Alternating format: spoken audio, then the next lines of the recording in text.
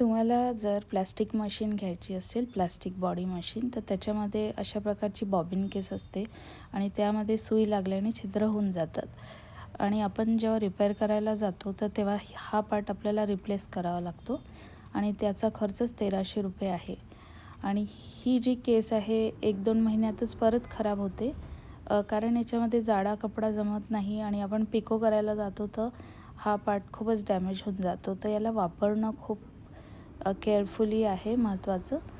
तर आज मी तुम्हाला सांगणार आहे की परत पैसे वेस्ट न करता घरीच हे रिपेअर कसं करायचं.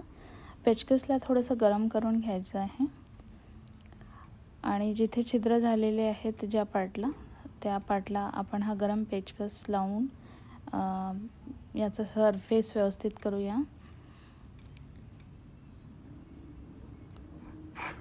आणि आता आपण सरळ दिशेने पण जे छिद्र झालेले आहेत ते गरम पेचकसने मिटण्याचा प्रयत्न करूया. अशाने तुम्ही तुमचे 1300-1400 रुपये वाचवू शकता, कारण रिप्लेस करून काहीच फायदा नाही. परत जर धागा अटकला तर केस तुटू शकते. तर आता आपण उजेडात बघूया हे छिद्र दिसतात की नाही. तर आता हे जे बारीक छिद्र होते ते दिसत नाही आहे. आता ही जी मशीन आहे ती प्लॅस्टिक बॉडी मशीन आहे. मी याला 4 वर्ष आधी घेतली होती आणि जवळपास मी 13,500 याला पे केले होते. मी सजेस्ट करेल की तुम्ही प्लॅस्टिक बॉडी मशीन घेऊ नका, कारण याच्यामध्ये मेंटेनन्स खूप लागतं आणि थोडंफार तुम्हाला मशीन रिपेअरिंगचं काम आलं पाहिजे, नाहीतर परत तुम्हाला इंजिनियरला बोलवावं लागेल. आता आतला जो भाग आहे तो आपण थोडासा क्लीन करून घेऊया. तुम्ही लागलं तर मशीन ऑइलने पण याला ब्रशने क्लीन करू शकता. आता ही बॉबिन केस मी आतमध्ये टाकलेली आहे. आता याच्या आतमध्ये ही स्टीलची एक पट्टी दिलेली आहे, त्याला नट असतो, तर ती पण कधी बाहेर पडून जाते. तर ती पट्टी आपण परत वापस लावू शकतो. आणि याच्यात एक छोटासा एक पोर्ट दिलेला आहे. याचं अलाइनमेंट व्यवस्थित पाहिजे. ही जी बॉबिन केस आहे एकदम टुवर्ड्स एक्स्ट्रीम राईट नाही गेली पाहिजे.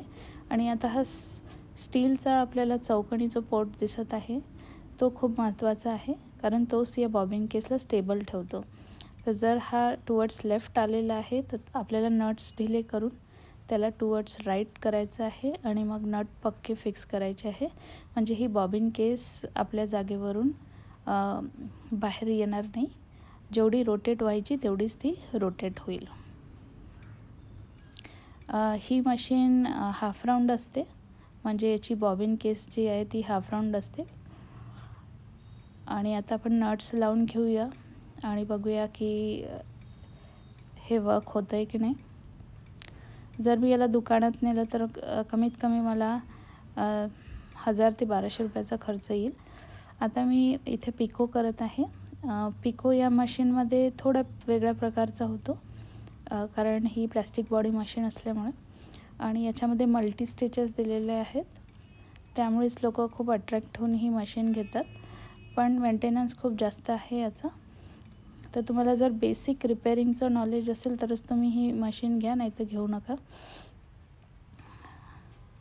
एक ॲडव्हान्टेज असा आहे, याला छोटंसं पॅडल आहे की आपल्याला जर बाहेरगावी जायचं असलं तर ही मशीन आपण सोबत नेऊ शकतो आणि त्यामुळे इझी टू कॅरी असते आणि म्हणून लोक घेतात. आणि पिको वगैरे करताना एकदम हळूहळू करायचं आहे. आता बघा आपला पिको हा झालेला आहे, म्हणजेच आपली बॉबिन केस रिपेअर होऊन झालेली आहे. तर अशा प्रकारे तुम्ही घरीच जुगाड करून घरीच आपली मशीन रिपेअर करू शकता.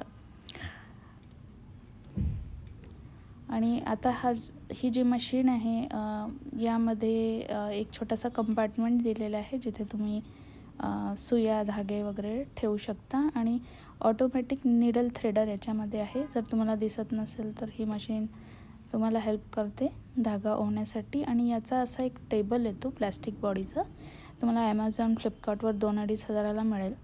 पण काही लोक प्रिफर करतात की एक टेबल बनवायचा, त्याच्यातच ही मशीन आतमध्ये फिक्स करायची आणि खाली 2 कंपार्टमेंट बनवायचे सामान ठेवायसाठी.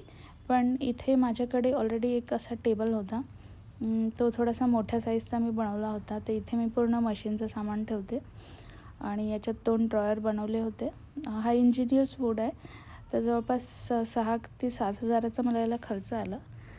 आणि याच्यामध्ये तुम्ही बघू शकता की सगळं मशीनचं सामान आहे. हे सगळं मी होलसेल मार्केटमधनं आणलं आहे. तिथे तुम्हाला स्वस्त मिळेल. होलसेल दुकानाचं नाव आहे ठाकूर. हे तुम्हाला पिंपरी चिंचवडमध्ये सापडेल. तर इथे तुम्हाला रिझनेबल रेटवर सगळंच मिळतं. तर आता हा जो टेबल आहे मी हाच वापरला आहे मशीन ठेवण्यासाठी. अर्धा जो पार्ट आहे त्यात मी आयर्निंग करण्यासाठी प्रेस ठेवलेली आहे. म्हणजे या टेबलचा वापर 2 in 1 होऊ शकेल.